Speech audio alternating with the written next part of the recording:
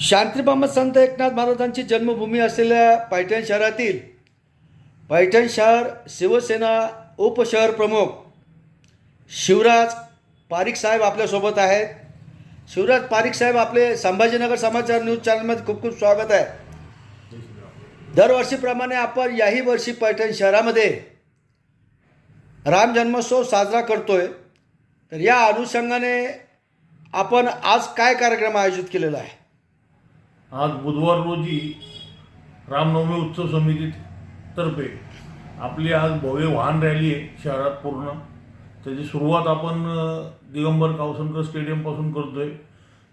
तिथून ती सुरुवात प्रारंभ करून नारळा, यशवंतनगर, भवानीनगर, कन्याशाळा रोड, तसेच भाजी मार्केट चौकपासून नेहरू चौकापासून रंगाराट्टीपासून आपण खालील नगरपालिकेच्या रस्त्याने येऊन छत्रपती शिवाजी महाराज चौकात ते आपण रॅली समाप्त करतो. तिथं प्रभू श्रीरामांची आरती होते आणि त्या आरतीला सायंकाळी सर्वांनी त्या रॅलीला 4:30 वाजता सर्वांनी आपण यावं आणि आपली उपस्थिती तिथे नोंदवावी अशी मी सर्वांना आवाहन करतो.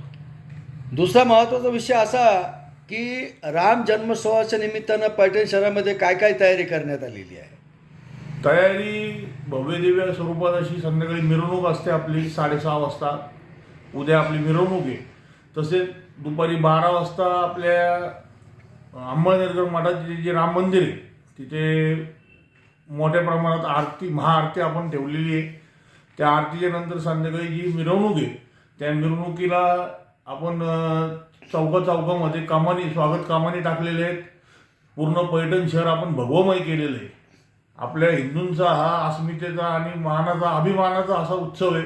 त्यासाठी आपण सर्वांनी जास्तीत जास्त संख्येने हिंदू महिला भगिनी तसेच सर्व हिंदू बांधवांनी आपण सर्वांनी उपस्थित राहावे असं मी सर्वांना विनंती करतो. आपले खूप खूप आभार. धन्यवाद.